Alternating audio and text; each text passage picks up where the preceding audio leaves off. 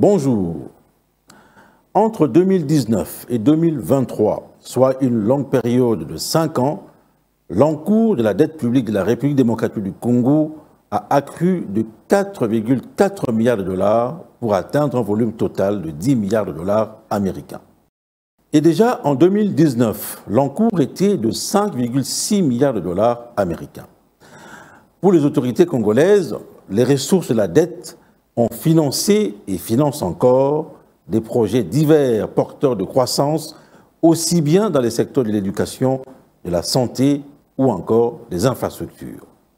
Est-ce que la République démocratique du Congo devrait-elle poursuivre son endettement à ces rythmes? Eh bien, ayant un produit intérieur brut d'environ 70 milliards de dollars américains et des défis de développement énormes, la République démocratique du Congo, selon plusieurs experts, ne peut s'empêcher de recourir à la dette pour des investissements porteurs de croissance inclusive et durable. Ici, 3 vérités sont avancées pour expliquer l'évolution de la dette publique du pays. Premièrement, le ratio dette-PIB est à 17%, une proportion encore très largement inférieure à la moyenne africaine de 20% et à la limite tolérée sous les continents noirs, soit 70%. Deuxièmement, l'analyse de ratio de la dette indique que la République démocratique du Congo est l'un des pays les moins endettés au monde.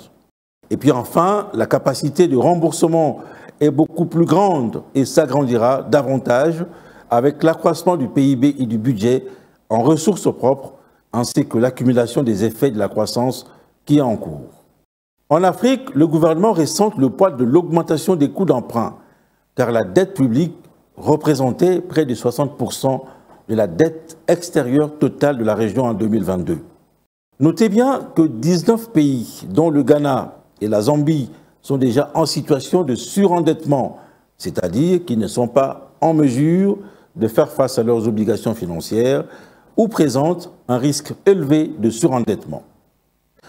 Le Kenya frôle même la détresse financière après une augmentation constante de sa dette, atteignant 70% du PIB.